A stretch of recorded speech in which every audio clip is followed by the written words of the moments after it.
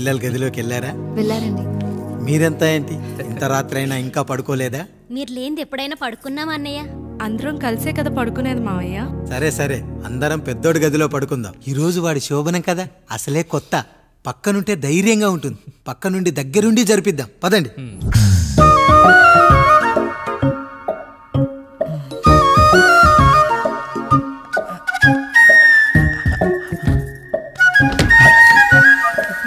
కానివ్వండి రా, కానివ్వండి కానివ్వండి. మీరేం మావయ్య ఇక్కడ పడుకుంటున్నారు? అదేంటమ్మా పెద్దోడా, చెప్పలేదా? మేమంతా కలిసే పడుకుంటామమ్మా. నువ్వు మాతో పాటే. అవును భార్గవి. మీరు ఊరుకోండి. మీరు ఇక్కడ పడుకోవడం నాకు ఇష్టం లేదు మావయ్య.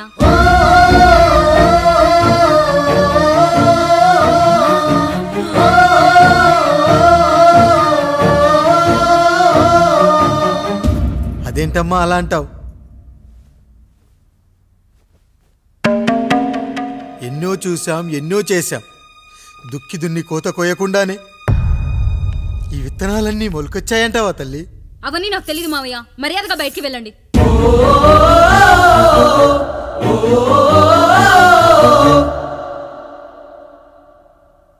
కనీసం ఆ మూలనైనా పడుకుంటామమ్మా. నువ్వైనా చెప్పరా పెద్దోడా? అంటే తను ఇబ్బంది పడుతుంది కదా నాన్న.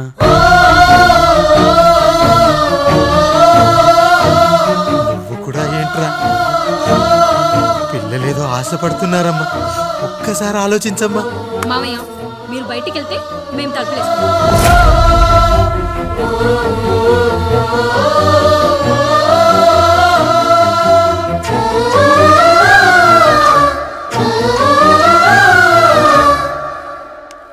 వేసుకోండి అమ్మా, వేసుకోండి.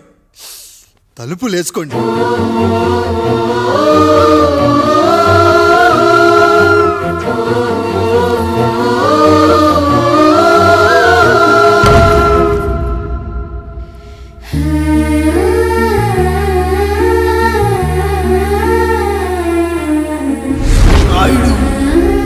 బిడ్డలు జాగ్రత్త.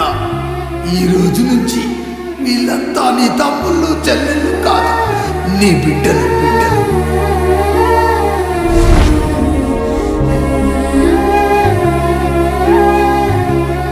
జానకి, ఏమండి? సావిత్రి, ఏమండి? లక్ష్మి, ఏమండి? మన గదిలోకి పదండి. ఇక నుంచి ఎవరి పిల్లలతో వాళ్ళ గదిలోనే పడుకోవాలి. ఇది ఈ రోజు నుంచి ఈ వంశానికి రాస్తున్న కొత్త శాసనం. అయ్యా అలా అరకండి అయ్యా. మీరు లేకుండా మేము ఎప్పుడైనా విడిగా పడుకున్నాము. అంతా కలిసే కదయ్యా పంచుకున్నాం. వెళ్ళరా వెళ్ళు. నీకు భార్య ఉంది, నీకు పడగది ఉంది. వేసుకోండి రా, మీరు వేసుకోండి. తలుపులు వేసుకోండి. మీరు కూడా ఏంటండి పిల్లలేదు? చిన్న పిల్లల వాళ్ళని ఉయ్యాల్లో ఆడించేటప్పుడు పక్కనే ఈ నాన్న కావాలి.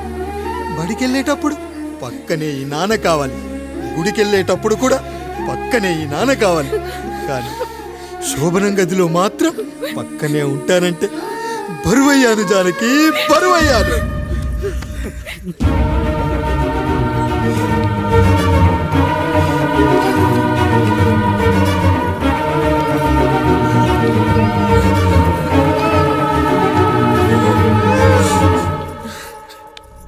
ఏంటండి ఇంకా అదే ఆలోచిస్తున్నారా? ఎలా మర్చిపోగలను లక్ష్మి? జరిగింది ఏదో జరిగిపోయింది. మీరు బాధపడకండి. ఎంత మాట అన్నాడో చూసావా? నా భార్య ఇబ్బంది పడుతుంది, బయటికెళ్ళండి నాన్న అన్నాడు. వాణ్ణి ఎలా పెంచాను? చదువుకుంటే పై చదువులకు వాడు వేరే ఊరు వెళ్లాల్సి వస్తుందని చదివే మాన్పించేశాను. జ్వరం వస్తే ఆ మాత్రలు చేదుగా ఉంటాయని నేనే మింగాను. నోరు తెరిచి అమ్మ కావాలన్నప్పుడల్లా ఎంతమంది అమ్మల్నిచ్చాను. నాన్న అన్న ప్రతిసారి నాన్నల్ని ఇవ్వలేకపోయానని వాడికి నా మీద కోపమో ఏమో జానకి. నిజమేనండి, మనమంతా ఇలా లేమే. మన కుటుంబానికి దిష్టి తగిలింది. మా నాన్న మరణంతో ఆస్తిపోయి తమ్ముళ్ళతో నడి రోడ్డున పడ్డప్పుడు ఇలాంటి కష్టాన్ని మొదటిసారి అనుభవించాను. అన్నయ్య అన్నయ్య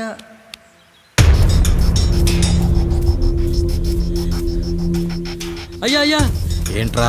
రోడ్డు మీద కాలు కాలుతున్నా సరే తమ్ముళ్ళు చెప్పులు లేకుండా నడుస్తున్నారయ్యా, చెప్పులు లేకుండా నడుస్తున్నారయ్యా.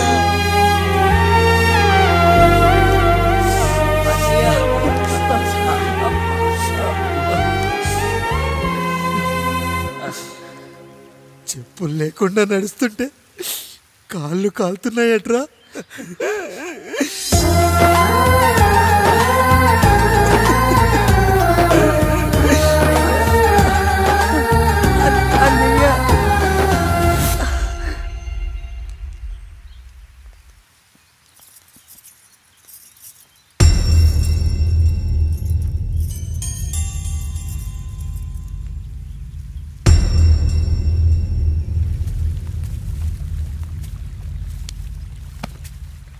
ఏరా కాముడు, అయ్యా బాధపడుతున్నావా? పెళ్ళేమైనా చేయమంటావా? వద్దులేండి అయ్యా, నాకు ఇది ఉందిగా చాలు, దీంతో నేను ఎలాగోలా సరిపెట్టుకుంటాను. దీనితో పాటు జీవితంలో నీకు ఓ తోడు కావాలి. రే గంటోడా అయ్యా, ఇక నుంచి కష్టాల్లో సుఖాల్లో వీడికి అన్నీ నువ్వేరా. మీరు శాసించాక నేను వేరే ఏదైనా ఆశించగలనా పెద్దయ్యా?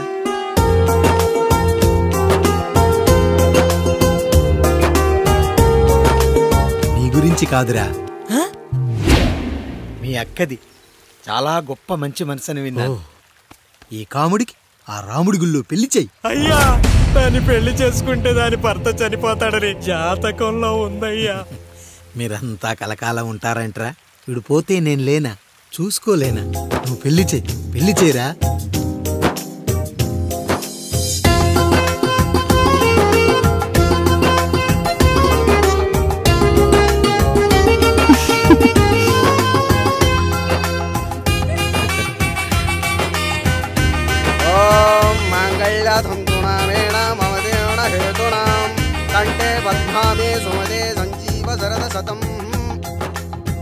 అయ్యా, ఏంట్రా? మీ చేత్తో నాకు దొంగగా జీవితాన్ని ఇచ్చారు, ఇప్పుడు ఒక భర్తగా భార్యనిచ్చారు. అదే బంగారు చేత్తో ఒక్క ముడివేసి పెట్టండి అయ్యా, మీ నీడను మేము చల్లగా ఉంటాం. రెట్టలకు పిట్టై లోలోనే దాచే అందం, మట్టలకు చెట్టై పట్టుంచే సంబంధం, చుట్టలకు పిట్టై దాచుంచే ఓ సుమగంధం, గట్టుపై తొట్టై నీరిచ్చే అనుబంధం, సిగలో చుండ్రల్లే లోతైనది బంధం, దులిపే బలమున్నా అది రాలిపోని నేటి సంబంధం. ఏంటి బుజ్జి, ఏమైంది? పండు, నీకు పెళ్లి చేసిన మరుక్షణం నీ భర్త చనిపోతాడని జాతకంలో ఉంటే ఆయన నన్ను నీకిచ్చి పెళ్లి చేశారు. నేను పోతే నా భార్య పరిస్థితి ఏంటయ్యా అని అడిగితే నేను లేనారా అన్నారు. ఆయన చేసిన త్యాగం మామూలు త్యాగం కాదు. ఒకవేళ పొరపాటున నాకేమైనా జరిగితే? అయ్యయ్యో, అంత మాట అనకండి. మీరు వేరే చెప్పాలా? మొన్నటిదాకా తమ్ముడు, ఇప్పుడు ఈ కాముడు, తర్వాత రాయుడు. ఒరేయ్ కాముడు, పెళ్ళైన దగ్గర నుంచి మీరు సరదాగా గడిపిందే లేదు. మీరిద్దరూ సరదాగా హనీమూన్కి వెళ్ళిరండి. ఏ ఊటీకో కొడైకెనాల్కో. ఇదిగో టికెట్లు. అయ్యా, మీరు దేవుడయ్యా. ఇక్కడ పనులాగకుండా నువ్వు ముందుగా వెళ్ళిరా. నువ్వు తిరిగి వచ్చిన తర్వాత పండు వెళ్తుందిరా. అయ్యా, ఒక పని మనిషిని మీరు ఇంతగా ఆదరిస్తున్నారయ్యా. నువ్వు పని మనిషి ఏంటి పండు? నీలాంటి స్త్రీమూర్తిని ప్రతి మగాడు అమ్మలా చూసుకోవాలి. ఇక నుంచి నా బిడ్డలు నిన్ను అమ్మా అని పిలుస్తారు, అమ్మలా చూసుకుంటారు. ఏమంటావు జానకి? రెట్టలకు పిట్టై లోలోనే దాచే అందం, మట్టలకు చెట్టై పట్టుంచే సంబంధం, చుట్టలకు పెట్టై దాచుంచే ఓ సుమగంధం, మనకెంత బాధగా ఉంటుంది, అన్నకి ఇంకెంత బాధగా ఉంటుంది. సిగలో చుండ్రల్లే ఈ బాధ నా బాధ కాదట్రా. దులిపే బలమున్నా అది రాలిపోని నేటి సంబంధం.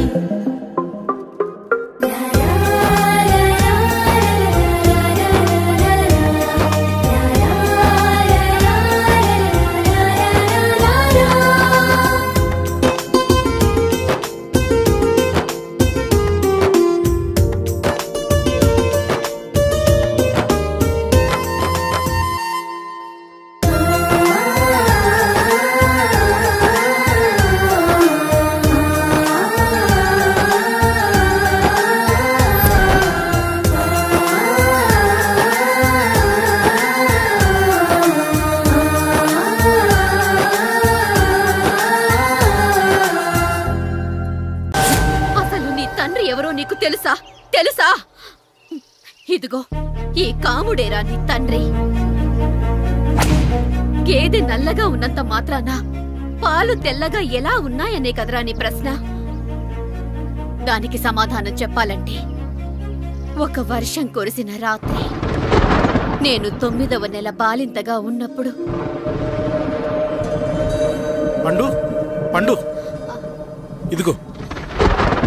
ఏమిటండి ఇది? నిద్రలేస్తే నేను, బయటికెళ్తే గంటోడు, పక్కకెళ్తే పాలేరు, ఎప్పుడూ తిరిగే తాయారు.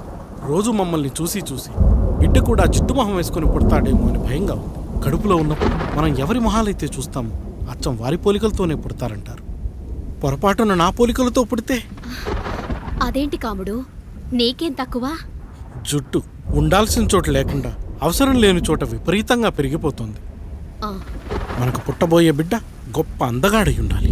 ఇదిగో రోజు ఈ దేవుడి ఫోటోలు చూడు, వాళ్ళలాగే అందంగా పుడతాడు. కడుపుతో ఉన్నప్పుడు ఎవరి ఫోటో చూస్తే ఆ పోలికలతో బిడ్డ పుడతాడా? కనిపించని దేవుడి పోలికలు నా బిడ్డకెందుకు? ఈ ఊరికి దేవుడు రాయుడు. నా బిడ్డ ఆయనలాగే పుట్టాలి, ఆయనలాగే పుట్టాలి.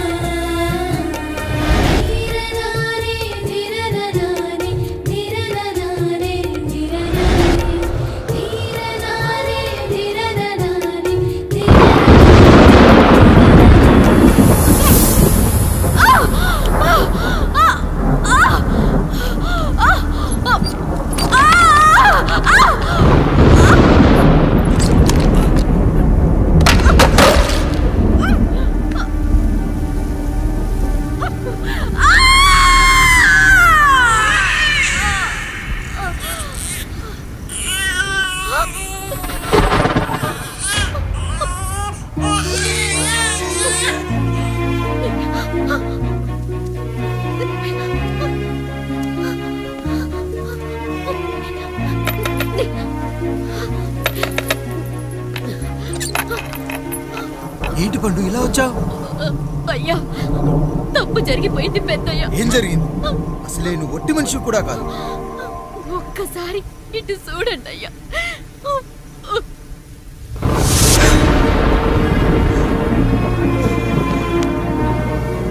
వీడేంటి అచ్చం నాలా ఉన్నాడు? అసలేంటి, ఎందుకు ఇలా జరిగింది? నువ్వు ఎప్పుడైనా చీకట్లో పంపు సైడ్ దగ్గరికి వచ్చావా? మరి అమలాపురంలో శివాలయం దగ్గర రత్నాలు నీకేమైనా అమ్మవుతుందా? పిఠాపురంలో పద్మ, రామాపురంలో లక్ష్మి, కాకినాడలో సుజాత. అయ్యో దేవుడా, అసలు ఇదంతా ఎలా జరిగింది పండు? అయ్యా, ఇదంతా కాముడి వల్లే అయ్యా, కాముడి వల్లే. కాముడా? కాముడు కుటుంబానికి నాకు ఏం గుర్తు రావట్లేదే. ఎన్నని గుర్తు పెట్టుకోగలను నేను మాత్రం? అయ్యా, అది కాదయ్యా.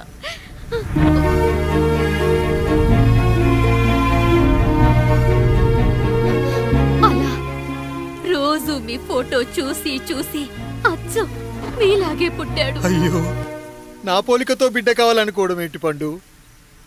నువ్విలా చేయడం ఏంటి పండు? పోలికల కోసం ఫోటోలు ఎందుకు చూసావు పండు? అందుకే కదయ్యా ముందు ఆ డైలాగ్ చెప్పాను, తప్పు జరిగిందని.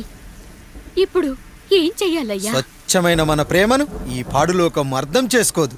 కనీసం మీ ఇద్దరి జీవితం బాగున్నా ఆనందపడేవాడి. వీణ్ణి ఇక్కడ ఉంచొద్దు పండు, బయటికి పంపించు. బయటికి పంపించి బాగా చదివించు, గొప్పవాణ్ణి చెయ్యి. వీడికి అయ్యే ఖర్చంతా నేనే భరిస్తా. అవసరమైతే ఆ డబ్బు కాముడి జీతంలో కట్ చేద్దాం. అయ్యా, వెళ్లే ముందు వీడికొక పేరు పెట్టండి అయ్యా. వీడు ఇంకో రాయుడు, అంటే ఇంగ్లీష్లో అండ్ రాయుడు, అండ్ రాయుడు.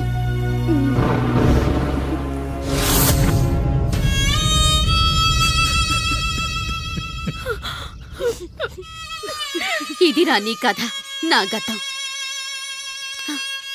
నిన్ను చదివించడం కోసం ఆయన మీ నాన్న జీతంలోంచి నెలకి 3000, 4000 కోసేసిచ్చేవారు. అప్పుడు ఆయన పడిన బాధ పగవాడు కూడా పడకూడదు. చూసావారా, దేవుడు లాంటి పెద్దయ్యని అనవసరంగా అనుమానించు ఎంత పెద్ద తప్పు చేశావో అర్థమైందా? ఒకడు నిమ్మకాయ పెట్టి పసుపు వేసి ఉప్పు కలిపి పులిహోర చేయొచ్చు, కానీ ఆ పులిహోర ఎప్పటికీ దేవుడి ప్రసాదం. నువ్వు ఆ దేవుడి ప్రసాదం. ఇక ఆయనే మీ నాన్న. చూసావా అమ్మా, ఈ రోజు నుంచి నాకు 3 అమ్మలు 2 నాన్నలు. నీకు మాత్రం ఒక్కడే భర్త, నాన్నకు మాత్రం ఒక్కటే భార్య. మా నాయనే. అయ్యా, బిడ్డను ఒక్కసారి ఎత్తుకొని తిప్పండి అయ్యా. బాబు, నాన్న,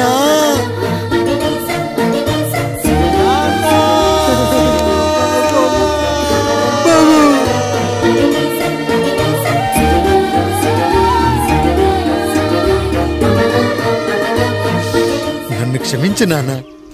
ఇప్పటికైనా నిజం అర్థం చేసుకున్నావు. అది నాకు చాలురా, చాలు. చాలదు నాన్న, నిన్ను ఏలెత్తి చూపిన జనంతో చెయ్యెత్తి దండం పెట్టించాలి. అన్నయ్య కంటే ఆస్తు ముఖ్యమనుకున్న మన కుటుంబానికి గుణపాఠం నేర్పించాలి. ఇక నాకు వదిలే నాన్న, నేను చూసుకుంటా.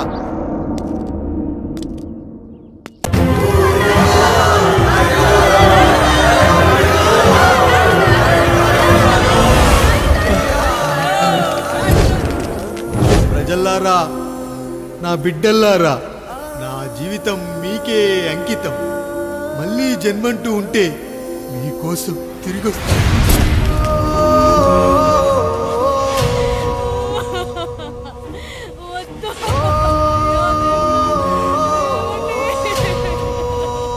వద్దయ్యా, వద్దు, వద్దయ్యా, వద్దయ్యా.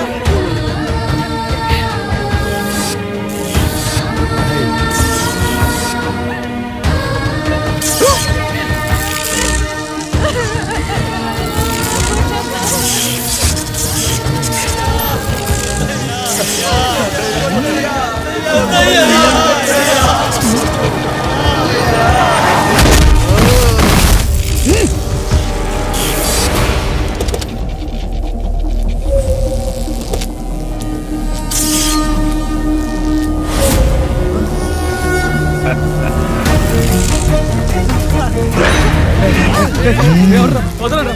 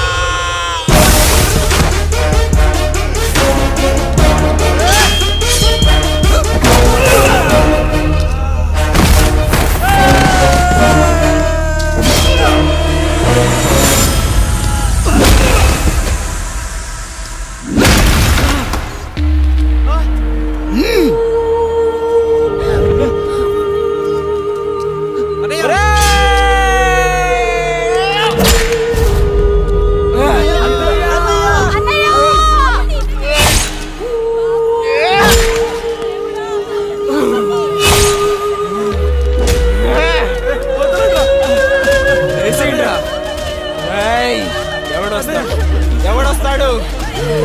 నిన్ను కాపాడటానికి ఎవడొస్తాడు?